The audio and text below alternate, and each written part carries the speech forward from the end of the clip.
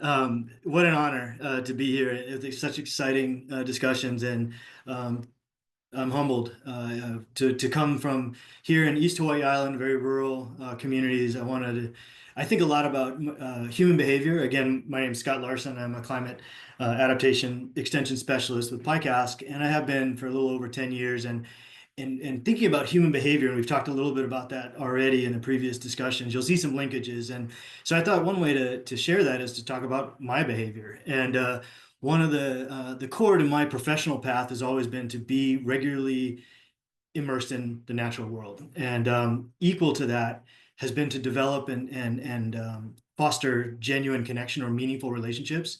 And in doing that, um, essentially, I really had focused on sustenance. And when I say that, I mean in remote locations and deeply connected to the natural world, connecting to our food, water, shelter basics. Obviously, that's heavily linked ancestrally as well to health. And I'm going to really center on well-being a little bit more. But in doing that, I'm going to share sort of North America and my experience in research and leading outdoor ed expeditions there, and then transition to where I am now in middle of the Pacific Ocean, and share that transition again in a sense of human behavior. And it's not at all to diminish, to get to cue into Sharon's talk. You remember acutely when you tear your ACL. In remote places, you value emergency rooms and access to them, and hospital visits and those things. But I'm really focusing on well-being that transcends some of that. It doesn't mean it's more important. It's just the sense of well-being, and I'll get into that next as far as connection and relationships. And so this is a Bissacombe pine in the upper left from the middle of Colorado. It's an individual that I began to learn very well its stories. Through dendrochronology and other work that I had done in this very remote area, tree line, looking into the changes in its stories, or the way it tells its story of change over more than 1,200 years.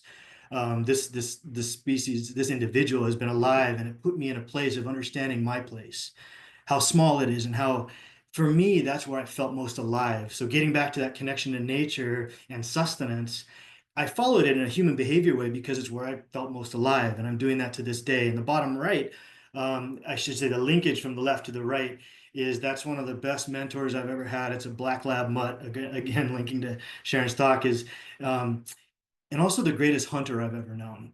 And so the bottom right is my work. The upper right was researching white pines in the Rockies, and then the bottom right is in Northwest Wyoming researching wolves. And the linkage there is, it really was compelling for me to understand wolves better through my dog, this great friend of mine, and then vice versa.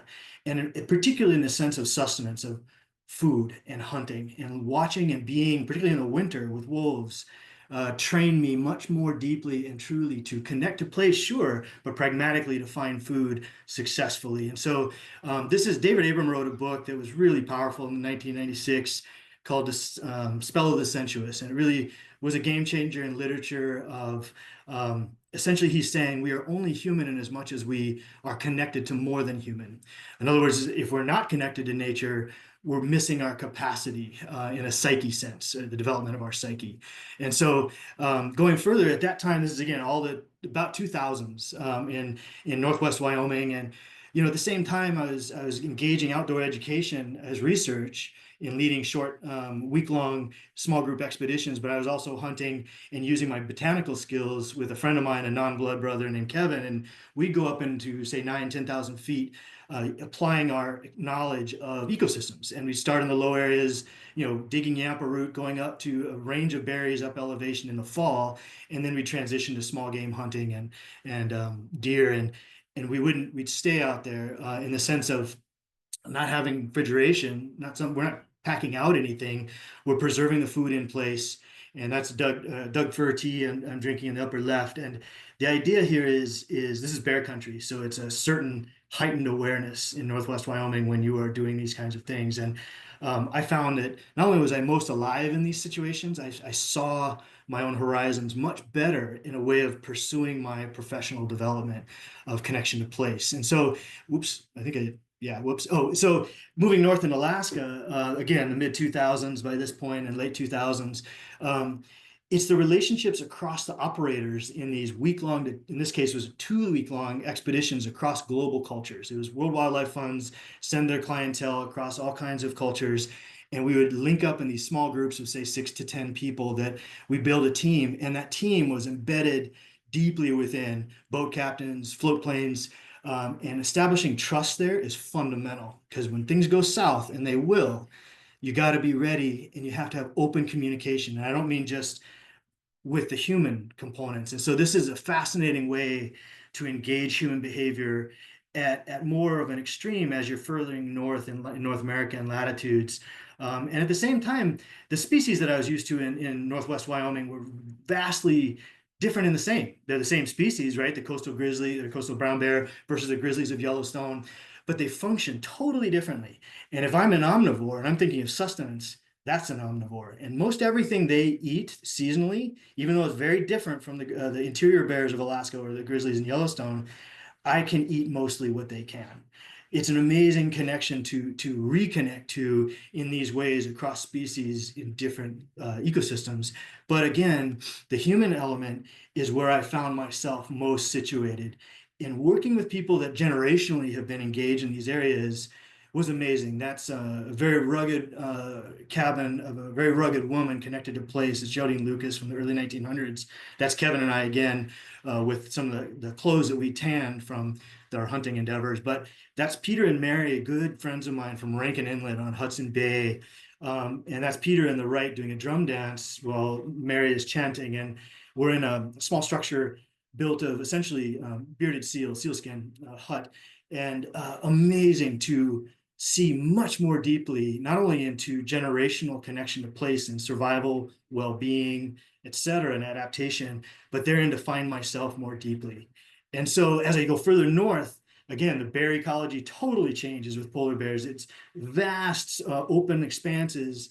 And these bears, unlike brown bears and black bears that are gone within 9 out of 10 times before you even know you were in their area, these bears will come right to you. And it's also extremely remote as far as resources. So you need each other. You need these relationships in place where you don't have like Athabascan interior cultures, say in Alaska or across Canada, all kinds of wood and lots of resources. It's driftwood here and except in the ocean. And the point is change is paramount. And as the communities change, the more than human, so do the human. And the Dorset culture, sorry, we're missing one. Oh, there it is. The Dorset culture was one that was used to heavy ice, and they would hunt and fish from the ice, hand lining essentially 2 ton or 1 ton animals, marine mammals. And that was massive. And they were around for 1,500 stable years. And then the climate shifts around 500 AD, the medieval warming era, and you get a very quick transition to the Thule people. And I leave those upper left amulets indicating that throughout that era, the Thule being the predecessor of sort of Inuit, Yupik, Inupiat, and certainly all across coastal communities. But that deep connection, those are amulets that are Dorset amulets that are maybe an inch or two hyper accurate skull structures of polar bears. And then there's the more stylized, they're really getting at spiritual realms and more swimming behaviors and just a fascinating connection. And by the time the Thule take over, they're using open ocean crafts to harness right whales and these whales are so massive that stabilizes the seasonality of the Thule culture and from again a sustenance standpoint. But I need to quick go through. There we go. Then all those relationships. By the time I'm in Hawaii in 2010, I realized very quickly that information data is not knowledge. And not very quickly. I mean, over that time, I came to Hawaii understanding that information is not knowledge, nor do we become any more knowledgeable through information accumulation. Knowledgeability rather is situated in that information within the context of direct perceptual engagements with our environment. In other words, experience. And this is a quote from Tim Ingold, one of the paramount folks in establishing environmental anthropology as a new discipline currently since basically from the 80s to now. And through that time, so if information is not knowledge, well, what is knowledge? Well, we just talked about that as situated information through experience. And then how come with all the decades of applied science and climate science have we not seen more human behavior change? Well, psychologists, biologists, and certainly a range of social sciences have said, well, if you want to engage behavior, engage affect, emotion. And what they're getting at is the type 1 and 2 knowledge forms or knowledge systems. Type 1 is visceral, quick acting, very impactful, instinct, intuition, emotion, unconscious, again, thinking about hunting and fishing, that kind of thing, gardening as well. And the system 2 is that long-term, slower to react, reason, logic, analysis, etc. And it's not saying one is better than the other, but it is saying most of the research suggests if these two diverge in one person, the visceral knowledge forms are going to dominate behavior. But the point is that we need them both. And it really is not thinking of climate change as some distant future or vast geography and objectivity. It's really shifting, social sciences have made clear, we need to think about climate change as deeply personal, deeply local, and deeply present in this moment. And so with that, in 2015, I had developed, with a number of leaders, co-developed the Manager Climate Corps, which is a research program for graduate students where they get 2-year immersions into community. And what I mean by community is I had worked hard to find the long-term relationships connected to place in East Hawaii and Hawaii Island. And that is people who, cultural practitioners, heritage managers, natural resource managers, policy professionals who are deeply connected to not only the more than human place, but also the communities of humans that utilize and engage that area. And so when I show these foundational elements, hopefully they of the Manager Climate Corps program, hopefully they make sense a little bit more. And I don't really need to go through them as you think about the slides I've shared in my path. But we've had 20 grad students go through this over 5 cohorts, and it's been a hugely engaging way to drop graduate students into long-term relationships through practitioners of place. And then before I have a little time, you'll see in the website that we're linked, those websites will show you about the Manager Climate Corps in detail, but I'm going to shift to those same foundations of that program that's been going on for the last 10 years. And show those same foundations applied in new ways into new locations. And this is Kealakekua on the West Hawaii Island is known more so globally now as one of those top coral reef snorkel environments. Very few of those folks engaging the reef understand the huge power of that area as far as the Native Hawaiian history and contemporary culture. And that's Hikiau from the late 18th century in the artist rendition. Practice there in that heiau or sacred place, sacred structure has been, traditional practice has gone on from then to the present moment without interruption. So if you think about sustenance, connection to food, water, shelter, particularly within more than human, what a great place to consider. And so the community action plan that was developed was driven by that community itself. And it was embedded into the state parks top-down kind of more conventional plan to really join those two, to have at the same time a community-driven plan united with a state parks plan, the first kind of that sort that has been established in Hawaii, the state of Hawaii. And importantly, relationality or kinship modalities is the only cross-cutting theme of that community action plan. So another way to think of it is the goal here is to root the practices in Hikiau that have, again, as far as relationality or kinship, have been handed down for generations, and root them much more deeply in all the surrounding activities, whether that's tourism experience, industries, certainly research that has largely been parachuted in and not really engaging the community, shifting all as we can patiently, slowly, to engage heritage management, to engage natural resource management through those very specific practices in that area. And that's a new 5-year program that's being developed. Currently, we're in our first year with that, partnering with Cornell for that from UH. And so as an example of a practice, in the area, and of course Pacific-wide and actually globally, this outrigger canoe paddling is a powerful way to demonstrate. This is sort of an introduction to outrigger canoe paddling, what has been handed down for generations to obtain sustenance, to survive, whether it's fishing, hunting, adaptation as far as war, transportation. These are basics that have come down through generations, and really Many spatial scales and temporal scales are engaged here, whether you're talking about ground swells impacting the canoe, how to navigate that at the same time as wind chop. And then if we take that notion of practice to a broader scale, back to that manager climate core, again, those are 2-year research projects that graduate students were driving. Well, what if each of the islands here are stages or research projects? So like the first 5 there that are darker, those could be each a research project. And if you're maintaining the relationships as sort of embodied in the canoe itself and the navigators within the canoe, that final island, the 6th island, is where you engage, for example, through Kealakekua Bay, the community action plan I shared, deep kinship connection, and therein the capacity for gaining local sustenance, food, water, shelter, but also a way to adapt that's been intact for centuries. And if we don't consider those tremendous capacities just in the human condition, we're missing a lot of what it is to not only adapt, but actually to find our deeper sense of self, our well-being, and certainly health as far as our ability to survive. So thanks very much for your time, and that's what I got. I'm just curious, and Sharon, hop on when you're ready for your concluding statements. But I'm just curious, Scott,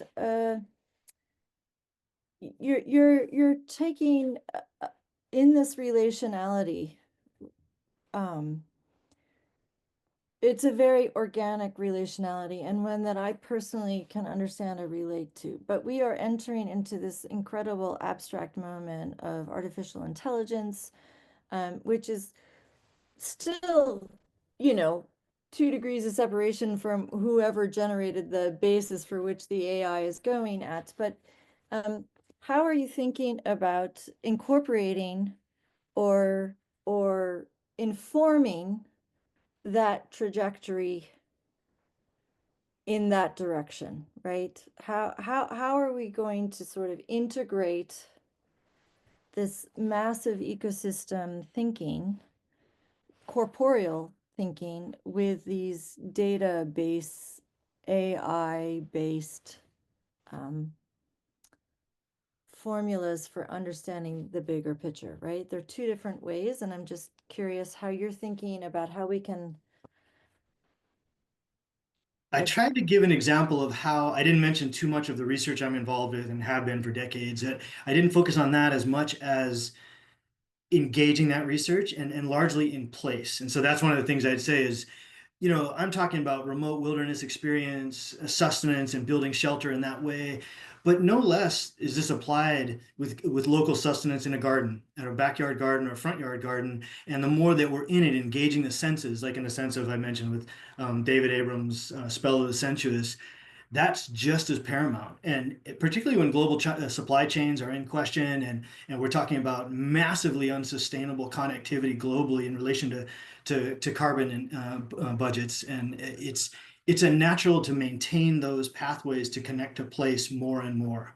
That doesn't mean, that I know where this shirt was made from, but I try to make clothing, to grow food or to wild harvest food. And the more that we're doing that, like David Abram would suggest, that the more we're capable of finding our own well-being, our own sense of self instinctively, that's been handed down for centuries to all cultures, to all people. And that's kind of what I've been on the path of. And that's what I sort of answer with, is just say, that doesn't, with all the things going on, none of that negates the need to connect to place. In fact, it only emphasizes it in my zone, and it doesn't suggest that we shouldn't consider these large technologies. But as Sharon presented, there are costs to a lot of these. Whether it's AI, she mentioned some of the cooling that's needed. We need to think of all the spectrum of impacts in plus and minus ways, specifically towards sustainability of all species, not just our own. And the more we consider that, the less we're not centered on humans, the more I found that we become truly human.